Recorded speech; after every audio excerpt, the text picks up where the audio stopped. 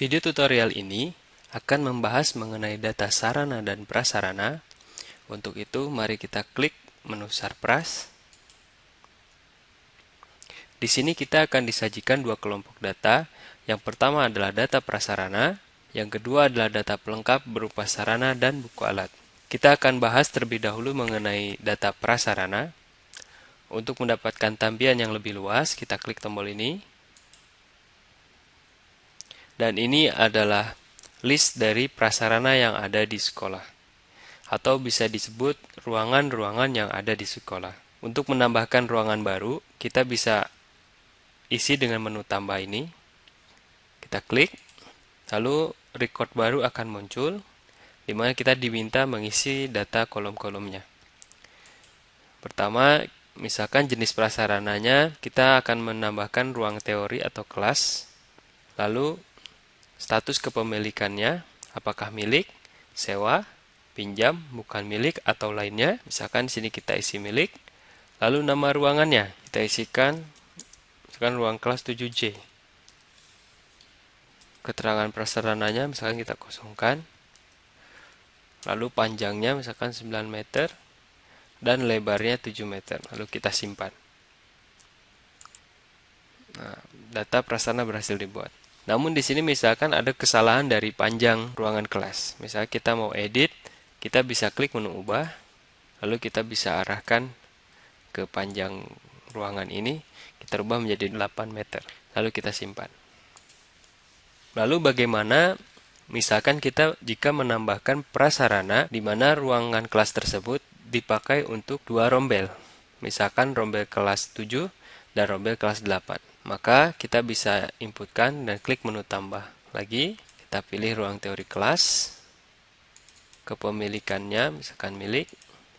Ketika misalkan pagi digunakan oleh kelas 7K, di siang digunakan oleh kelas 8K, maka dalam namanya kita tambahkan di sini adalah ruang kelas 7K dan 8K. Keterangan prasarananya, lalu panjangnya 8, lebarnya 7. Lalu kita simpan. Ini adalah cara penginputan satu ruangan atau satu prasarana digunakan oleh dua rombel. Lalu bagaimana jika ada satu ruangan namun digunakan untuk fungsi yang lain? Misalkan kita punya di sini adalah misalkan di sini ada ruang teori kelas yang digunakan sebagai perpustakaan. Maka ketika di namanya adalah kita tuliskan ruang perpustakaan. Kita tambahkan sini ruang perpustakaan sementara. Nah, jadi ini adalah ruangan teori kelas yang digunakan untuk ruang perpustakaan.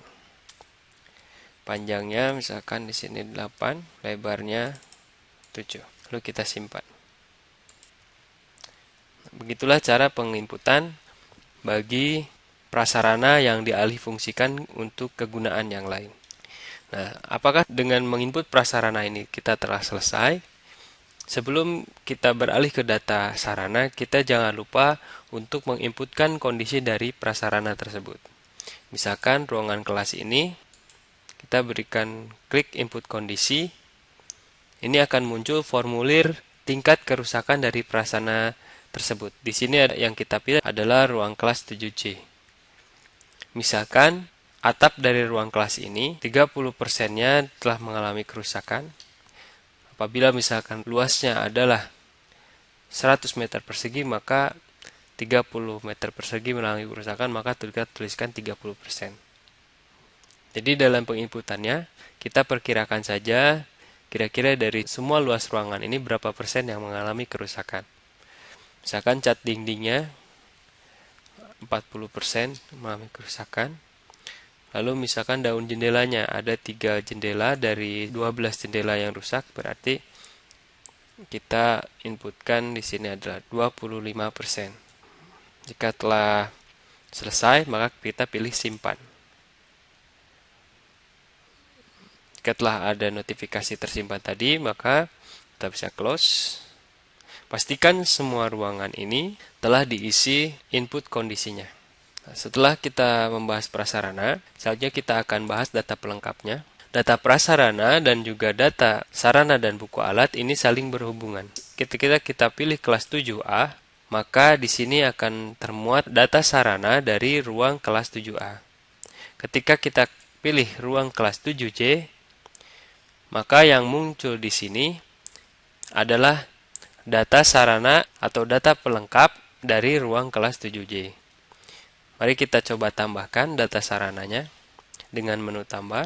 Jenis sarananya misalkan kita masukkan adalah meja siswa, pemilikannya, milik, spesifikasinya misalkan kita kosongkan, lalu kita simpan. Selanjutnya, bagaimana cara menentukan jumlah dan status kelaikan?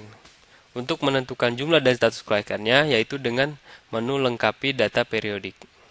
Kita pilih lengkapi data periodik. Misalkan jumlahnya ada 20 meja. Status kelayakannya layak, lalu kita simpan. Ini adalah data meja siswa yang ada di ruangan kelas 7C. Selanjutnya kita coba tambahkan lagi, bagaimana jika ada sarana, sebagiannya baik dan sebagiannya rusak. Misalkan kita inputkan di sini adalah kursi siswa.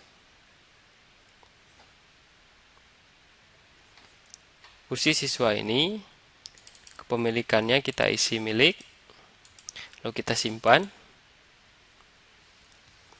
Nah, untuk data periodiknya, misalkan jumlahnya kursi siswa ini ada 35, di mana 10 mengalami kerusakan dan 25 lagi masih bagus.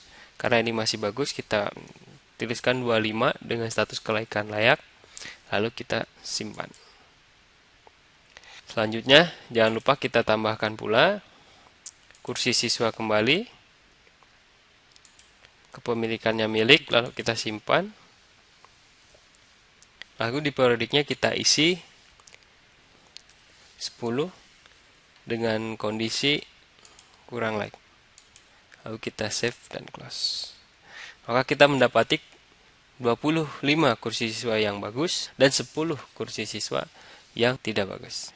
Begitu cara penginputan data sarana. Silakan isi data sarana semua sarana yang berada di ruangan tersebut. Dalam hal ini yang kita pilih adalah ruangan kelas 7C. Baik, selanjutnya kita coba akan inputkan buku dan alat. Dalam buku dan alat ini yang ada di ruang kelas 7J misalkan kita tambahkan. Di sini mata pelajarannya adalah misalkan dari bahasa Indonesia. Tingkat pendidikannya misalnya kelas 7 karena ini di kelas 7J. Lalu jenis buku alatnya. Apakah buku pegangan, penunjang, referensi, bacaan, teks, pengayaan, dan lain-lainnya. Ini bisa kita pilih sesuai dengan referensi. Misalkan di sini adalah buku penunjang. Lalu, nama buku alatnya adalah Kamus Besar Bahasa Indonesia. Maka kita simpan. Untuk jumlahnya bisa kita isi di data periodik. Jumlahnya misalkan ada 3. Status kelayakannya masih bagus. Kita save dan close. Begitu adalah cara penambahan sarana beserta buku dan alat. Dengan demikian, penginputan prasarana dan sarana telah selesai kita lakukan.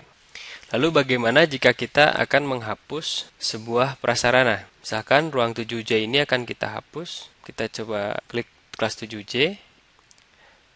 Lalu kita klik tombol hapus. Apakah Anda yakin akan menghapus data tersebut? Kita pilih ya. Nah, untuk dapat menghapus data prasarana ini, maka kita diminta untuk menghapus dulu data turunan prasarana tersebut. Di sini ada sarana 3 buah, buku alat 1 buah, dan input periodiknya berupa input kondisi adalah 1 buah. Maka kita hapus dulu data-data tersebut. Kita mulai dari data buku alat, ini kita hapus. Ya, maka di sini diminta periodiknya terlebih dahulu dihapus, maka periodiknya dulu kita hapus.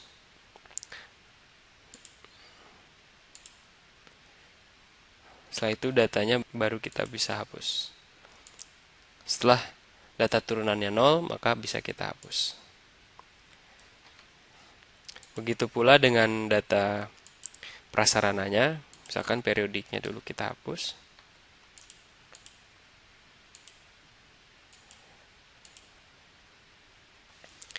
Selanjutnya, data sarananya baru bisa kita hapus. Oke, kita hapus. Satu, lalu kita hapus juga ini.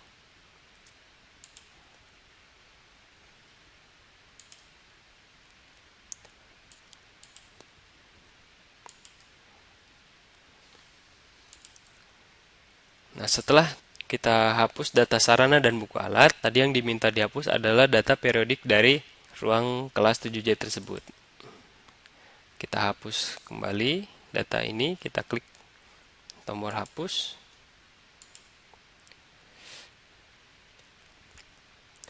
Lalu setelah semua data turunannya kita hapus, kita klik untuk menghapus prasarananya. Pilih ya. Maka setelah data turunannya 0 semua, tombol hapus ini akan aktif. Dengan demikian kita sudah bisa menghapus prasarana tersebut. Maka prasarana tersebut telah bisa dihapus dari data Sarpras. Demikian panduan penggunaan dan penginputan data sarana dan prasarana.